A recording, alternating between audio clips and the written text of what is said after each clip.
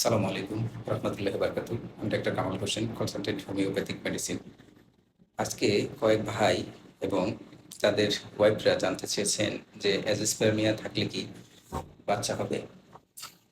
দেখেন প্রিয় ভাই এবং বোন, যেহেতু আপনারা অনেক চিকিৎসা করিয়েছেন, অনেক কিছু করিয়েছেন, হোমিওপ্যাথিক খাওয়িয়েছেন, অ্যালোপ্যাথিক খাওয়িয়েছেন, অনেক কিছু খাওয়ার পরেও যখন বাচ্চা হচ্ছে না, তা আমি বলব যে আমার চিকিৎসাটার ধরনই অন্যরকম। অ্যাজোস্পার্মিয়া নিয়ে অনেকেই বেবি হয়েছে, অনেক ওয়াইফের বাচ্চা হয়েছে, অনেক গার্ডিয়ান তার অনেক ভাইরা তার বাবা হয়েছেন। এটা হলে যে বাচ্চা হবে এমন কোনো কিছু না।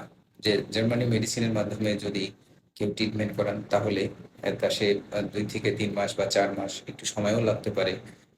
বা তার এই সমস্যা রিকভারি হবে, জিরো শুক্রাণু থেকে তার শুক্রাণু তৈরি হবে। আবার অনেক সময় দেখা যায় যে যাদের অ্যাজাসপার্মিয়া রয়েছে তারা মূলত হচ্ছে যে আপনার ওই ভেরিকোসিলে আক্রান্ত, এই টেস্টটা কেউ করান না।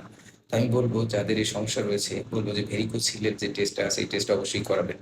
ভেরিকোসিল টেস্টটা করালে, যেমন ভেরিকোসিল থাকলে যেমন বাচ্চার অনেক সময় এইটার কারণে বোঝা যায় যে অ্যাজোস্পার্মিয়া হয়েছে। এটা কি হয়, ভেরিকোসিল থাকার কারণে যে সিমেন্স যেটা আছে উপরের দিকে উঠতে পারে না, এবং তার ফলে বীর্যটা ঠিক মতো পৌঁছাতে না পারার কারণে অ্যাজোস্পার্মিয়া ধরা পড়ে।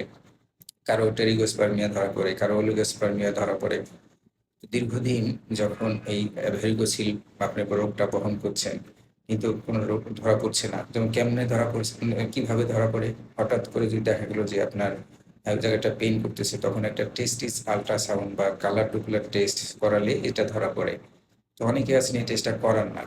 আমি বলবো যাদের এই সমস্যা রয়েছে তারা অন্তত টেস্টিস কালার ডুপলার এই টেস্টটা করাবেন, তাহলে আপনার এই তো এই ধরনের সমস্যা যারা ফেস করতেছেন আমি বলবো যে দ্রুত চিকিৎসা করান। আর আমার চিকিৎসাটার ধরন হচ্ছে খুবই ডিফারেন্ট। সেটা হচ্ছে যে যেমন আমি ডায়েট প্ল্যান করে দেই, এক্সারসাইজ প্ল্যান করে দেই এবং মেডিসিন। এই ৩ টে জিনিস ফলো করলে আপনার এই সমস্যা দ্রুত রিকভারি হবে। যাই হোক, কথার মাঝে ভুল ত্রুটি হলে ক্ষমাসুন্দর দৃষ্টিতে দেখবেন। নিয়মিত নামাজ আদায় করবেন। আসসালামু আলাইকুম ওয়া রাহমাতুল্লাহি ওয়া বারাকাতুহু।